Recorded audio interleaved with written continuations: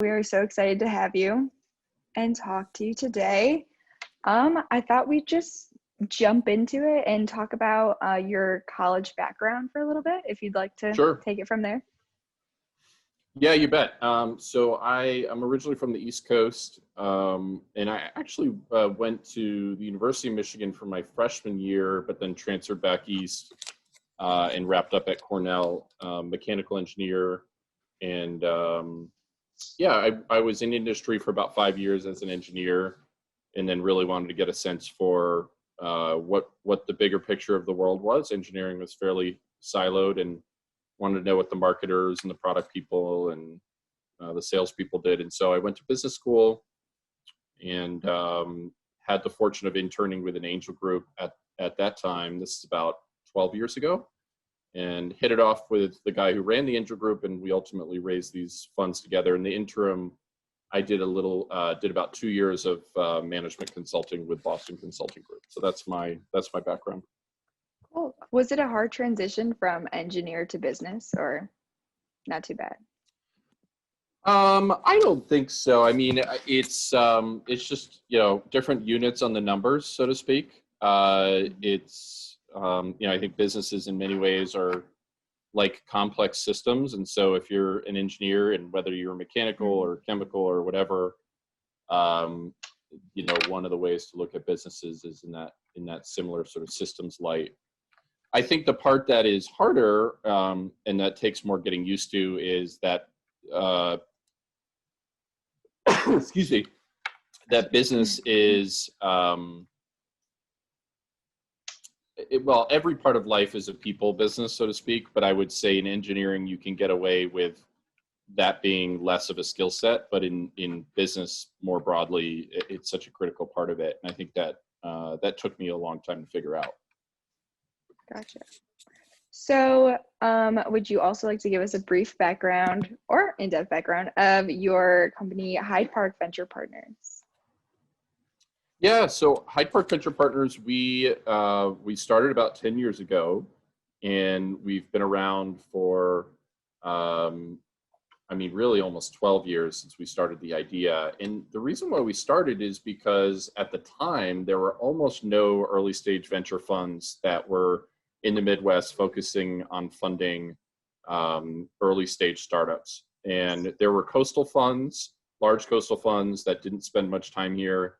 There were a few larger funds that were based here. We're in Chicago, that were based here in Chicago and other parts of the Midwest, who didn't really spend time looking at local startups. And so that's what we set out to do. And our first fund was 25 million, second fund was 65, and our current fund's about 100 million. Wow, that's awesome. So our talk today is kind of about the COVID-19 era, and you were kind of going to talk about what impact has COVID-19 had on investors' attitudes and how that has made it easier or harder for businesses to find funding.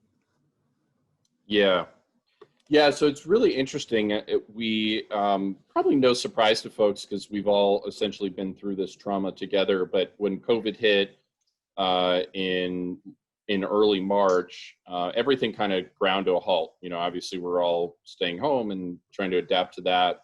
But from an investor perspective, our first concern went to our portfolio companies, our existing investments, to figure out, hey, who is going to suffer significantly because of this, who is not going to be affected much, and then who might actually get a little bit of a bump out of it.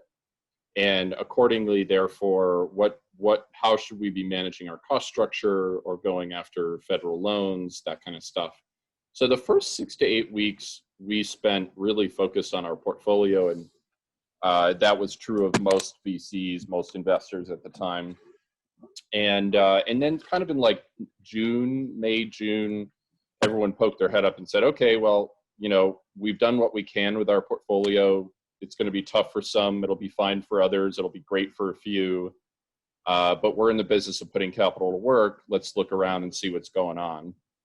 And so over the summer, most capital started migrating towards businesses that had experienced a pretty big bump from COVID. So some e-commerce businesses, e-commerce related businesses, logistics related businesses.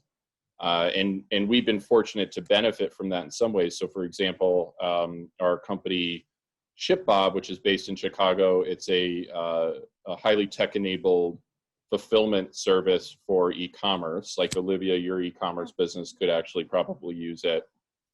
And they just raised, I think it was 80 million from SoftBank, and they had massive acceleration because of COVID. But that's like the best case. So we saw a lot of that in the summer, late spring, early summer, into the kind of the rest of the summer.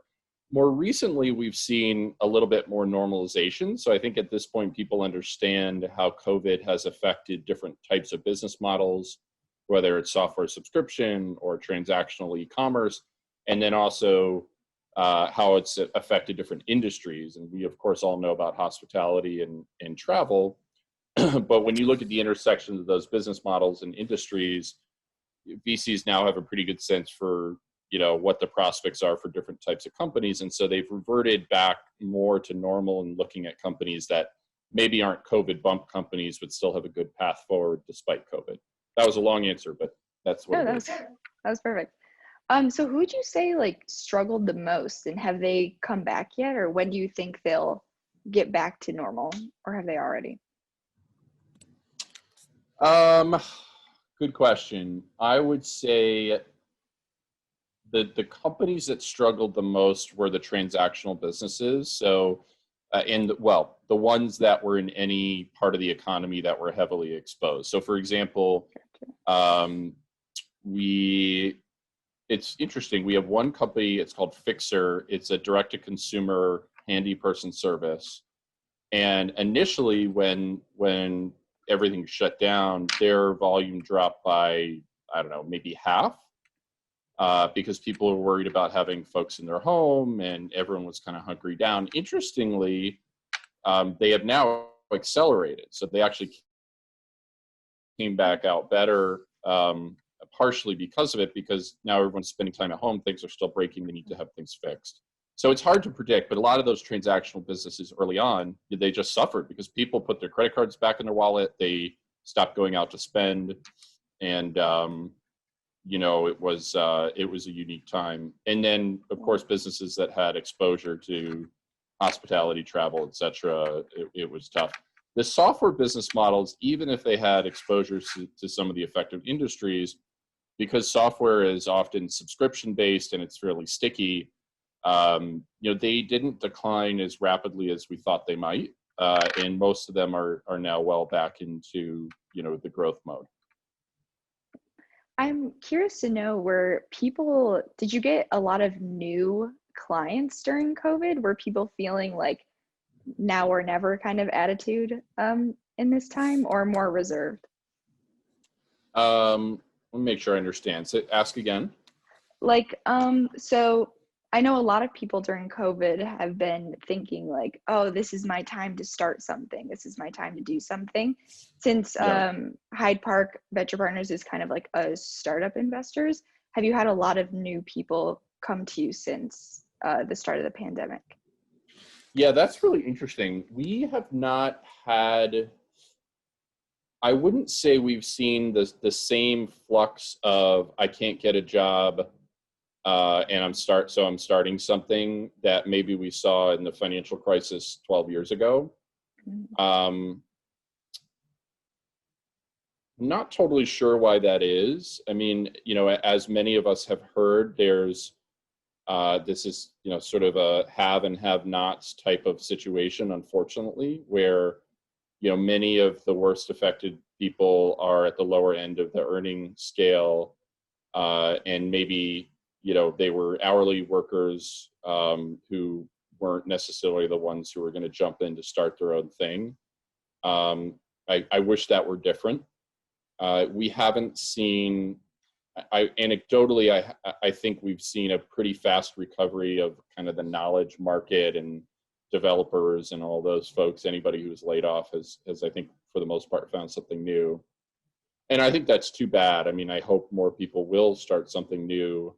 But one of the things that can happen in situations like this is people who are willing to take, if you have a job and you had been considering taking risk, you're probably more likely to stay in your job than to take the risk when things are tough, because you feel fortunate to have a job. And that's actually something that we've seen in recruiting at a lot of our companies. It's very hard to recruit senior talent away right now from other companies because they just feel like they want more stability. You know, they have other uncertainties, like their kids aren't going to college, or their kids are home, or they're doing half days at school. And so it's like, okay, let's keep some things constant for now, and I'll take risk later. But that said, we've seen there are still a lot of great companies out there. So. Gotcha. Yeah. So besides funding, what impact do you think COVID has had on businesses? That's a great question.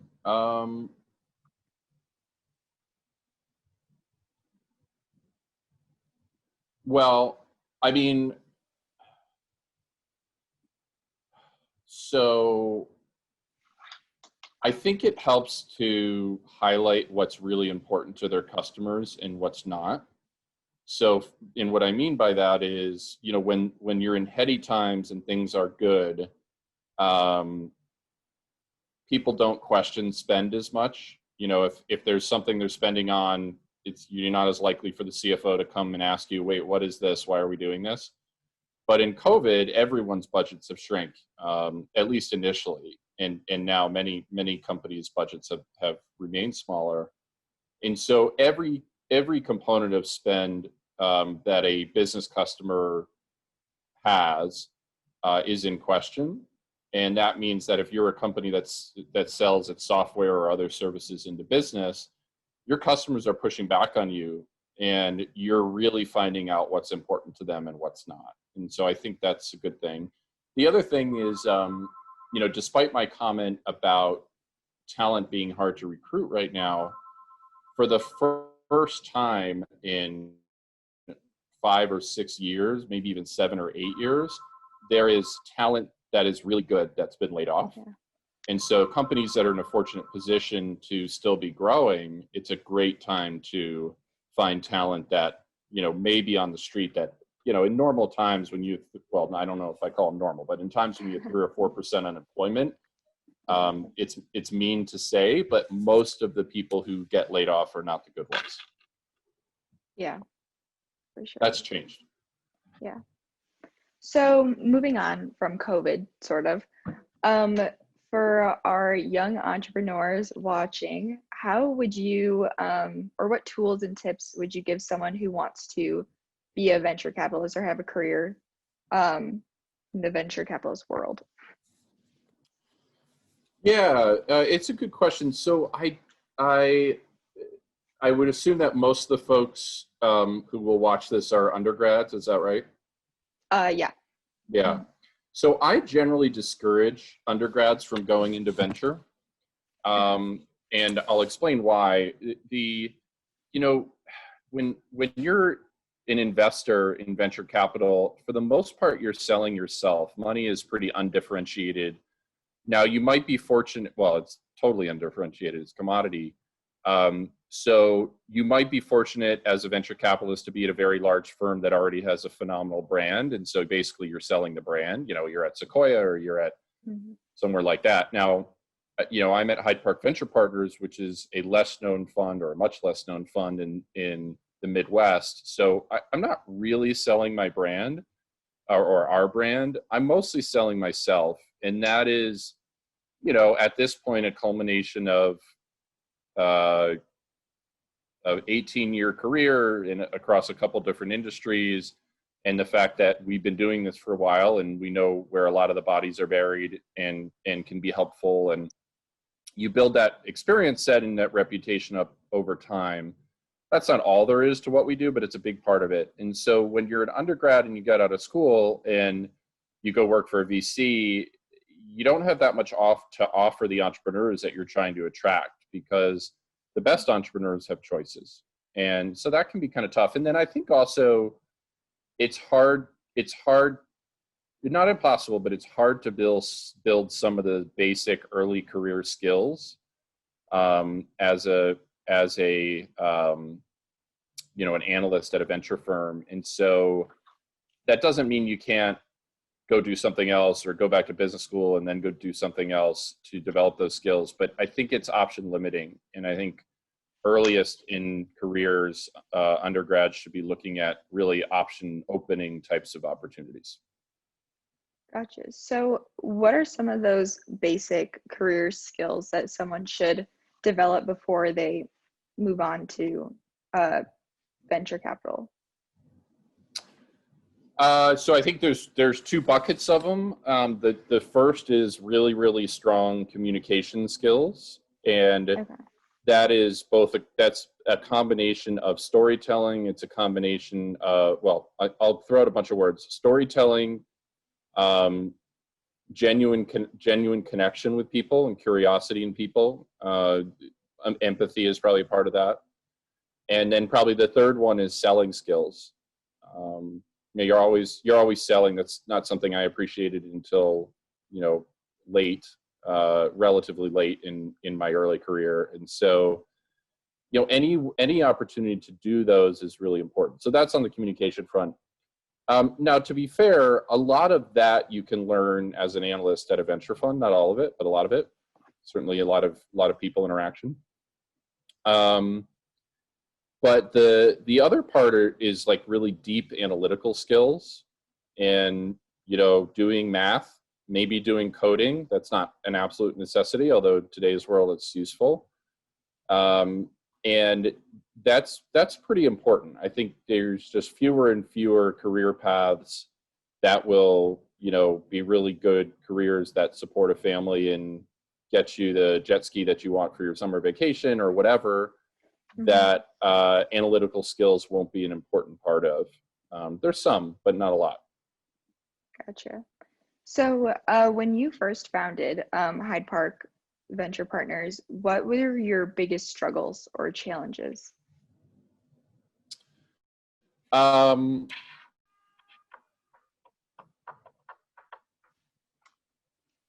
Yeah, so venture capital is in investing in startups is a very network-driven business. That doesn't mean that that's the only way you find great opportunities or the only way that an entrepreneur can meet investors. I don't mean to imply that, but over time, more and more of your good investments come through a referral network of people that you've got to know, and the brand reputation that you've built in your target areas. And when you start, you don't have that. And I mean, you literally don't have it. So like your first day, you're like, okay, well, I guess I should meet some people. And, you spend a couple years, 2-3 years building up a network and becoming known enough such that people trust you enough to send good referrals your way. Yeah, so building connections, what is your best tip for young entrepreneurs? How do you build connections so young and be like trustworthy, build that trust between more professional and older investors or companies? Yeah. Well, so, and do you mean as an entrepreneur or as a junior person at a company that you go work for, whether it's large or small? Um, I guess kind of to gear more towards our audience, I guess, as like a person right out of college or so, how do you go about making these like big connections or keeping connections you've made in college? And again, If just that to makes clarify, sense. it does make sense. Just to clarify, those connections, so the college connections is one thing. The connections, making new connections in your career, do you mean at the company you work for? Yeah, I guess the company you work for and like you were saying building connections within your company, I guess. So yeah, yes. Yeah. Okay. Yeah. So that's a really good question. The you should never be constrained by your level of juniorness in your being curious and asking questions and offering opinions that are based on fact and based on analysis. Mhm. And so what that means is, um, you know, in every meeting you're in, say something. You know, make sure it's not stupid, but you'll get a few passes on that too. And Mhm. that's how people will recognize that you are a part of the conversation. And then when you say after the meeting, hey, I'm new here. I'm really interested in what you're doing. Would you have 20 minutes for a coffee or a Zoom just to share a little bit about how that part of the business works? And you just start building those types of connections with people. Now, that is kind of on the proactive front. That's the be proactive, add value in any meeting you're in. Otherwise, there's no point in being in it. And that will build you credibility that you can use to develop more relationships. The other obvious part, which goes without saying, is do really good work.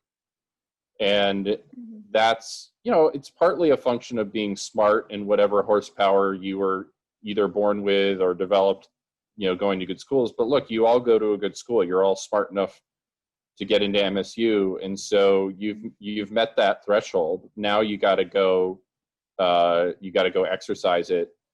And so, yeah, doing good work is really important. That means, you both do the good work and do it on time or ahead of time, do it before you're asked to do it.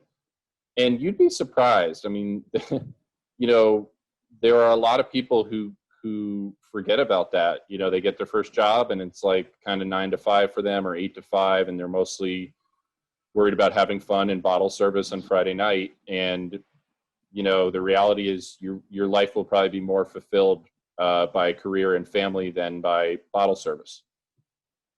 Very true. Um, so that kind of covers my questions, but I do have a question for you. I myself have a blog. What inspired you to start VC with me? Yeah, that's so, Olivia, that goes partly back to your question of, how did you develop relationships when you were new into Oh, Hyde Park Venture Partners or have developed reputation, stuff like that. So at the time, there were not very few, but relatively few blogging investors, and it was a good avenue to get out there and be known.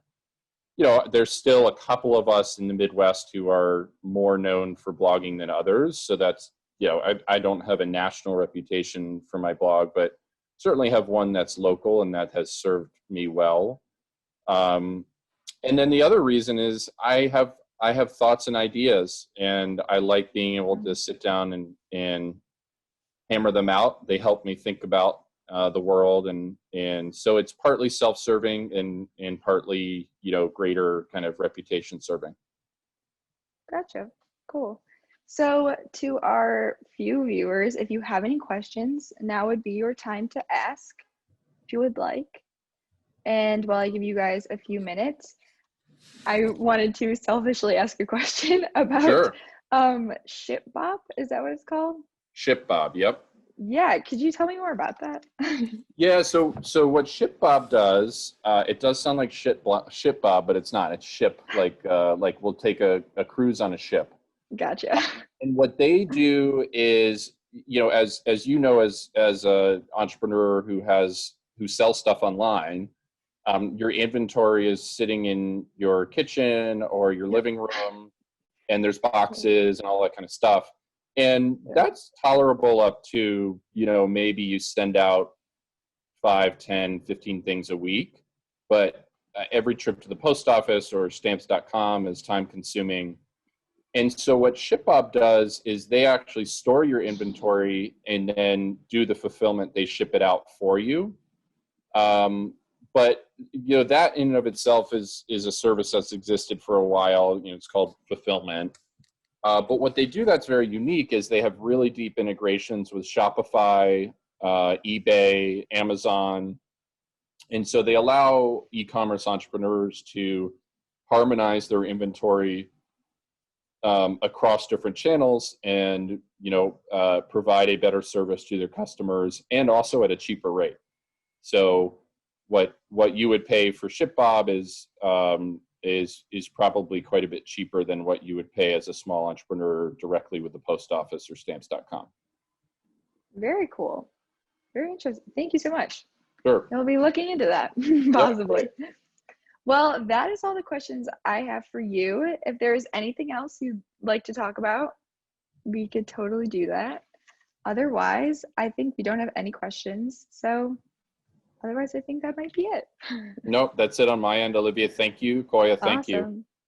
Yes, thank you so much. Yeah, thank you for showing up. Where can people go to support you? Well, look, if you meet any companies that are doing something really interesting and they're looking to raise capital, would love to meet them. You can find me at Hydepark, HYDEPARK.com. Awesome. Awesome. And I was wondering if we could take a Zoom selfie, if that would be okay with you. Of course. All right, ready? 1, 2, 3. Thank you. Awesome. All right. All right. Enjoy school. Take care. Thank you. Have a great week. Bye. Bye. Bye.